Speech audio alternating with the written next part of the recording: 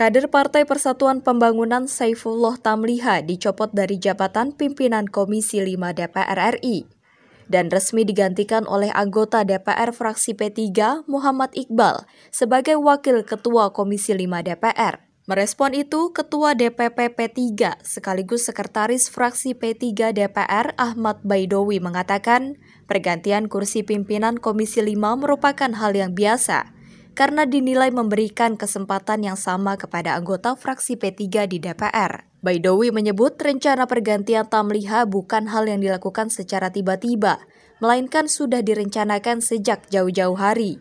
Pergantian Tamliha juga dinilai tidak ada hubungannya dengan hasil Mukernas P3 di Banten, di mana Tamliha diketahui merupakan sosok yang menentang ditetapkannya Muhammad Mardiono sebagai PLT Ketua Umum P3, menggantikan Suharso Monoarfa.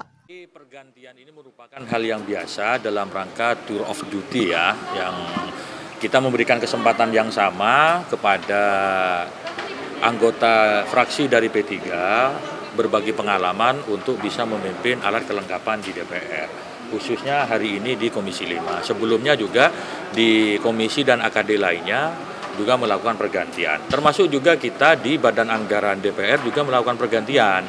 Konsekuensinya Pak Iqbal masuk jadi pimpinan di Komisi 5, maka tidak boleh merangkap di Badan Anggaran. Maka kemudian di Badan Anggaran juga dilakukan pergantian kepada Saudara Iib Miftahul Khair sebagai anggota baru di Banggar, yang sebelumnya Pak Iib belum pernah di badan-badan.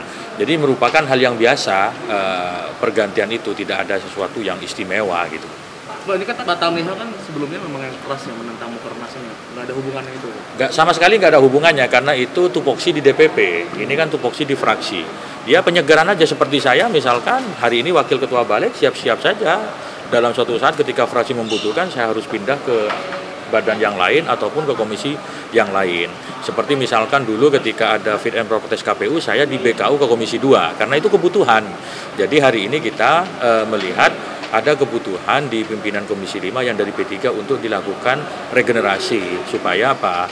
Dinamika dan di internal fraksi tetap berjalan sebagaimana mestinya, dan semua anggota fraksi di P3 harus siap untuk dilakukan penugasan. Jadi penugasan di fraksi itu bukan sesuatu yang yang kayak seperti kitab suci tidak bisa diubah-ubah. Jadi sebagai kader partai, sebagai kader fraksi, anggota fraksi maka memang harus siap ditempatkan dimanapun tergantung dari kebutuhan gitu.